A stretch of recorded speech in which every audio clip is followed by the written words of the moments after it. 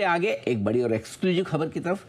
Mutual fund की passive schemes जिसमें कि एक पर्टिकुलर इंडेक्स होता है और इस इंडेक्स में जिस प्रोपोर्शन में शेयर होते हैं उसी प्रोपोर्शन में आपका निवेश होता है। इससे जुड़ी बड़ी एक इंटरेस्टिंग खबर आ रही है।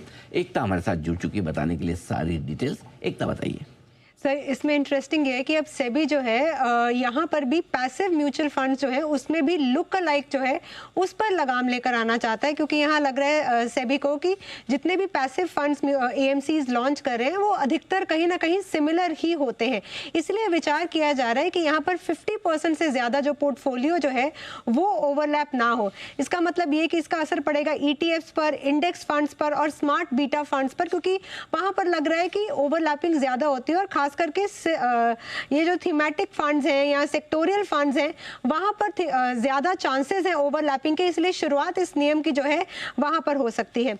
अब सेबी का मकसद ये है कि प्रोडक्ट डिफरेंशिएशन जो है वो बढ़े, डुप्लीकेट जो प्रोडक्ट्स आ रहे हैं, डुप्लीकेट जो पैसिव फंड्स आ रहे हैं वो कम हो, और साथ ही साथ इन्वेस्टर अगर अपने पैसे लगा रहा है तो वो ये सोचकर लगा रहा है कि मैं अलग अलग फंड्स में पैसे लगा रहा हूं, लेकिन अगर पोर्टफोलियो सेम है तो कहीं ना कहीं उसका पैसा सेम पोर्टफोलियो में जा रहा है, बस नाम स्कीम का डिफरेंट है। इसलिए सेबी जो है इन्वेस्टर्स को और जागरूक करने के लिए, इन्वेस्टर्स को और प्रोडक्ट डिफरेंशिएशन देने के लिए और उनको क्लैरिटी मिले कि उनका पैसा कहां जा रहा है, इसलिए अभी हमने हाल ही में जो म्यूचुअल फंड कैटेगराइजेशन देखा था एक्टिव फंड्स में, ठीक वैसे ही विचार किया जा रहा है कि पैसिव फंड्स में भी ऐसा ओवरलैपिंग जो है वो बंद हो, लुक अलाइक स्कीम्स जो है वो बंद हो। इसके लिए सेबी जो है एम्फी के साथ चर्चा कर रहा है और इंडस्ट्री पार्टिसिपेंट्स के साथ चर्चा कर रहा है, और हम इसमें ये जो नियम है जल्दी एक्सपेक्ट भी कर सकते हैं जी।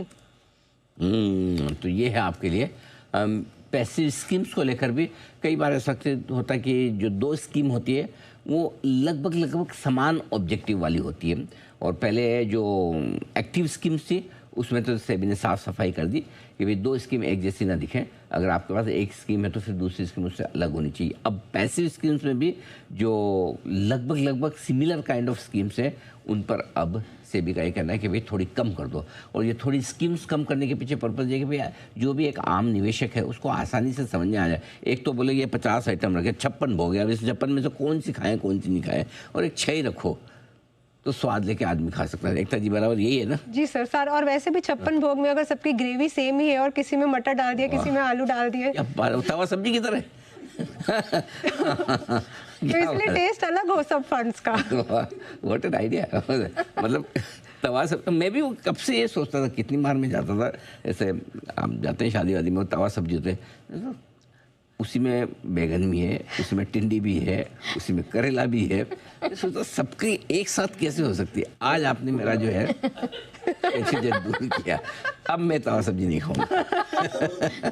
तो ये है बिल्कुल बहुत अच्छे से आपको एकता जी ने समझाया कि अब एक तरह की दिखने वाली स्कीम्स और जिसमें ओवरलैपिंग 50% से ज़्यादा की उसे से भी बंद करने की तैयारी में, ताकि नंबर ऑफ स्कीम्स कम हो जाए और इन्वेस्टर्स सही तरीके से ले सके अपना निर्णय। बहुत बढ़िया। आइए बढ़ते हम थोड़ा और